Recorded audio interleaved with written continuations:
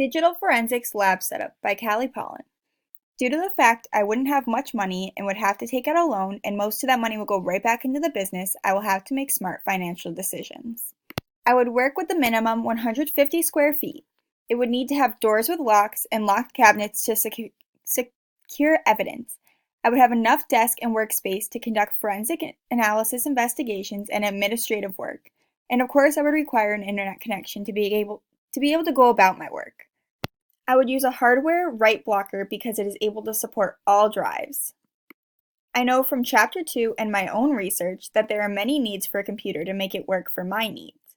Keeping in mind my budget, I will need the most RAM the computer can handle and I can afford. A CPU, a good graphics card, sound card, and speakers, as well as Firewall 800 and 400, large monitors, and a printer. The computers I found that fits my needs are the Apple GS5 and Apple RAID because they are able to tri-boot and run Apple, Windows, and Linux from the same box. For computer storage, I need to base my needs on what is projected to be used.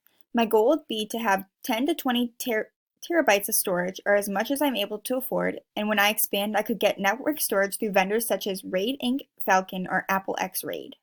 Of course, a lot of supplies is necessary for a new business, so I will, of course, need administrative supplies such as papers, pens, etc.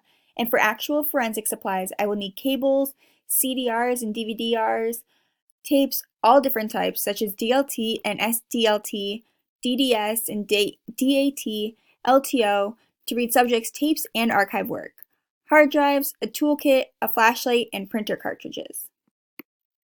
For software, I will use McAfee for virus protection and Encase for forensic suites.